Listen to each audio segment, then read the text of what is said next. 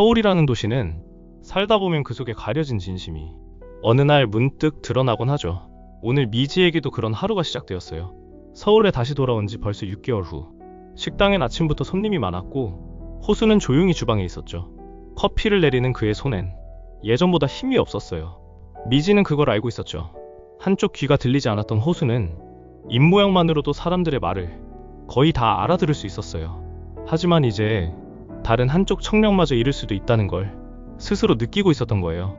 그 두려움이 그를 점점 말없이 조용히 그리고 멀게 만들고 있었죠. 호수야, 오늘은 어때? 미지가 조심스레 물었을 때 그는 가볍게 고개만 끄덕였어요. 말 대신 그의 눈빛이 대답하고 있었어요. 잘 지내고 싶다. 그런데 무섭다. 그 마음을 미지는 알아챘어요. 있잖아, 나 수화 배우고 있어. 그녀는 웃으며 말했지만 그 속엔 단단한 마음이 담겨 있었죠. 바로 하자고 한 건 아니고 그냥 너랑 천천히 같이 배우면 좋을 것 같아서. 호수는 놀란 눈으로 미지를 바라봤어요. 그리고는 고개를 숙였죠. 그 순간 미지는 확신했어요. 이 사람과 함께하는 길이 힘들어도 가야 할 길이라는 걸요. 그날 밤 식당 불이 꺼진 후 미지와 호수는 함께 걸었어요. 말없이 나란히 걷는 길. 서울의 밤은 차가웠지만 두 사람의 손끝엔 따뜻함이 닿아 있었어요. 입모양만 봐도 다 들린다며 미지가 웃으며 말했어요. 호수는 작게 웃었죠. 그러니까 넌 나한텐 여전히 시끄러운 사람이야. 그 말에 미지는 가볍게 그의 팔을 툭 쳤어요. 그럼 수아는 꼭 배워야겠네. 너한텐 더 조용하게 말할 수 있도록. 그리고 그렇게 두 사람은 말보다 더 깊은 몸의 대화를 나누기 시작한 거예요. 이제는 손짓으로, 눈빛으로, 그리고 마음으로. 그날은 유난히 햇빛이 따가웠어요. 상월은 식당 유리창을 닫고 있었고 미지는 조용히 전단지를 돌리러 나갔어요. 여름 한복판에 접어든 서울이었지만 사람들은 식당 앞을 서성이다가 조심스레 문을 열고 들어왔죠. 이젠 로사 식당이라는 이름을 당당히 간판에 걸 수 있게 되었거든요. 6개월 전 이 충구가 꾸민 폭로극은 로사의 유언과 증여서 상월의 진심에 눌려 허망하게 무너졌어요. 하지만 그 후 폭풍은 아직 끝나지 않았죠. 미래가 다니던 회사, 그들과 손잡고 있었던 박상영, 그리고 내부 고발을 시도했던 태희, 그 모든 사람들의 삶이 서서히 흔들리고 있었어요. 회사 내에서는 신사옥 매입건과 관련된 비리, 그리고 여성 직원 대상 성추행건까지 동시에 터졌죠. 미래는 갈등했어요.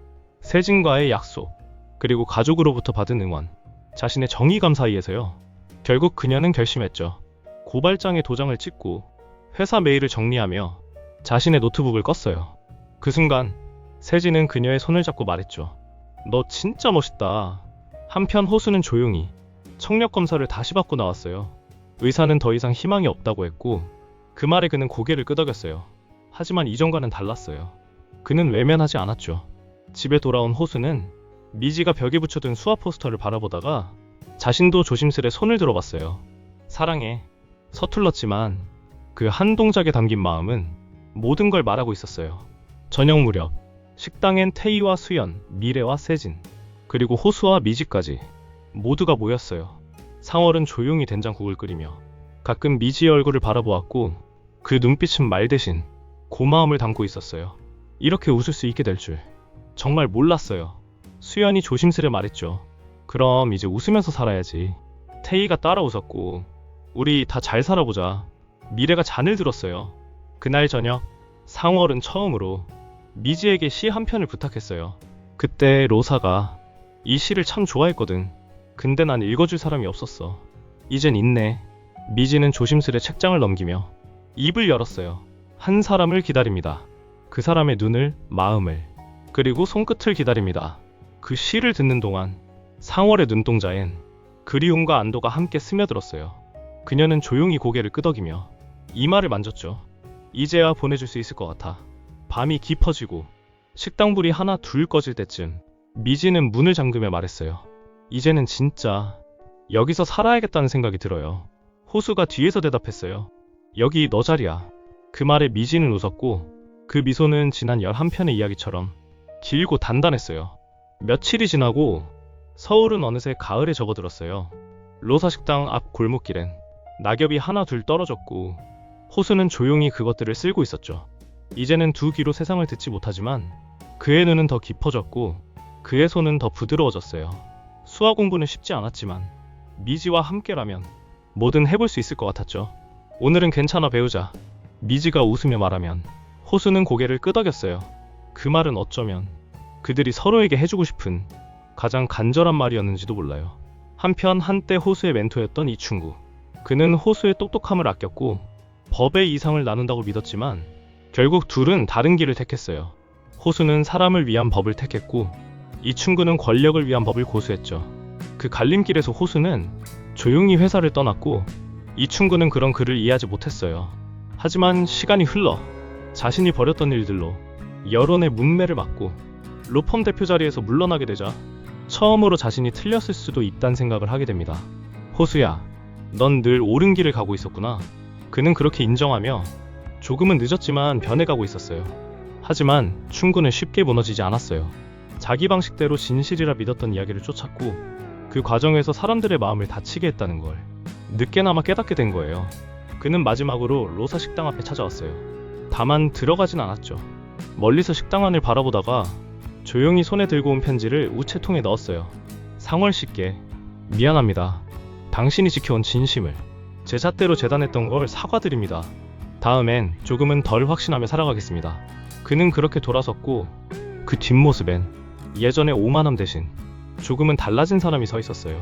신사옥 시공사 비리를 고발했던 태희와 미래의 사건은 조용히 묻히지 않았어요. 한때 그들을 무시했던 사내 게시판이 지금은 지지의 글로 가득했고 수많은 직원들의 제보가 조사기관으로 이어졌죠. 미래는 박상영을 상대로 성추행 고소도 진행했고 그 과정에서 더 많은 피해 사실이 드러났어요. 결국 회사는 진실을 외면할 수 없었고 박상영은 직위 해제되었죠. 수연이와의 만남은 미래에게 큰 힘이 되었고 태희 역시 그녀와 함께 금융공사 내에서의 부패 관행을 근본부터 흔들어 놓았어요. 누나, 우리 여기까지 왔네. 태희가 누나에게 손을 내밀자 수연은 다시 세상에 나올 수 있게 되었어요. 두솔리, 미래는 딸기밭에 있었고 세진은 농기계를 수리하고 있었어요. 서울에서의 시간은 치열했지만 이곳에선 매일이 차분하고 단정했어요. 미래는 두솔리 딸기밭 입구에 커다란 리본을 달았어요. 이름표 대신 손글씨 현판을 걸었습니다. 딸기와 별의 농장. 세진이 손가락으로 그 글자를 짚으며 말했어요. 이건 우리 이야기네. 미래는 고개를 끄덕였어요. 처음으로 우리라는 단어가 좋았어요. 여기선 내가 나인 것 같아. 미래가 말하자 세진은 그 말에 입을 맞췄죠. 두 사람의 삶은 이제 서울이 아닌 두솔리에서 새롭게 뿌리 내리기 시작했어요. 상월은 이제 2층 테라스에서 화단을 가꾸고 있었어요. 예전 로사와 함께 심었던 국화와 채송화가 조용히 피어 있었죠. 미지가 다가와 로사의 시 한 편을 읽어주기 시작했어요. 나는 나의 삶이 누군가의 따뜻한 밥상이기를 바랍니다. 비록 뜨겁지 않더라도 편안했으면 좋겠습니다. 상월은 미지의 손을 꼭 잡고 말없이 고개를 끄덕였어요. 이제야 내 삶이 진짜 이야기가 된 것 같아. 그리고 어느 가을 저녁 로사 식당엔 다시 사람들이 모였어요. 작은 파티였죠. 가족도 친구도 아닌 사람들이 서로를 챙기고 웃으며 하나의 식탁을 중심으로 앉아 있었어요. 그건 새로운 가족의 형태였어요. 서로를 고치지 않으려 애쓰고 있는 그대로 안아주려는 사람들. 우리 그렇게 살아가자. 미지가 말했고 이미 그렇게 살고 있잖아. 호수가 웃으며 대답했죠. 이야기는 그렇게 서울의 한 구석에서 따뜻하게 마무리되었어요. 미지의 서울은 어쩌면 누군가의 서울이기도 하고 우리 모두의 서울일지도 몰라요. 그리고 지금 이 순간에도 어딘가에서 누군가는 자기만의 미지를 찾아가고 있을 거예요. 두솔리에도 변화가 찾아왔어요. 오키는 평소처럼 연분홍이 교감으로 있는 학교의 식당에서 일하고 있었어요. 설거지를 하던 중 병원에서 급히 걸려온 전화를 받습니다. 어머니가 위독하십니다. 그 말에 오키는 손에 쥐고 있던 수세미를 그대로 떨어뜨리고 식당을 뛰쳐나갑니다. 그 모습을 본 연분홍은 아무 말 없이 뒤따라 나와 말합니다. 달려 오키야. 이럴 땐 머뭇거리면 안 돼. 병원에 도착한 오키는 엄마의 병상 옆에 앉습니다.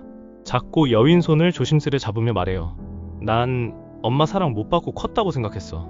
그래서 나도 내 딸한테 그렇게 됐어. 미동도 없던 엄마가 눈을 살짝 뜹니다. 그리고 힘겹게 입을 열어요. 내가 미안하다. 근데 너 진짜 좋은 딸이자 엄마더라. 그 순간 오키는 오열합니다. 어릴 적부터 듣고 싶었던 단 한마디. 그 말 한 줄이 그동안 억눌렀던 서운함과 오해를 다 녹여내죠. 그날 밤 오키는 어린아이처럼 엄마 품에 얼굴을 묻고 울었습니다. 그 눈물 속에 오랜 세월 풀지 못했던 매듭이 조용히 따뜻하게 풀려나갔습니다. 연분홍은 여전히 호수가 두 척력을 잃었다는 것을 믿지 못했어요. 하지만 그 마음 깊은 곳엔 호수와 미지를 향한 온기가 스며 있었어요. 한때 미지를 반대했지만 지금은 누구보다 그 아이의 손을 꽉 잡아주는 존재가 되었어요. 얘야, 살아보면 알아. 진짜는 끝까지 옆에 있는 사람이야. 다시 요양병원. 미래와 미지에게 늘 버팀목이 되어주셨던 할머니는 며칠 전부터 위독하셨어요. 두 자매는 매일 병실을 찾았고 할머니는 마지막 순간까지 아이들의 손을 꼭 잡고 계셨어요. 이젠 됐다. 너희는 나 없어도 잘할 거야. 그 말은 축복이었고 작별이었고 고백이었어요. 그녀는 그렇게 두 자매의 마음속에 늘 살아있을 사람이 되었어요. 미래는 눈물을 삼키며 말했죠. 할머니는 우리 안에 있어. 절대 잊지 않을게. 미지도 조용히 고개를 끄덕였어요. 이젠 우리 차례야. 그녀의 사랑은 작은 씨앗이 되어 미래와 미지 안에서 자라고 있었어요. 미지와 미래에게 정신적인 버팀목이었던 할머니는 조용히 창밖을 바라보다 미지의 손을 꼭 잡았어요. 너희가 있어줘서 참 다행이다. 할머니와의 약속을 끝까지 지켜줘서 고맙다, 미지야.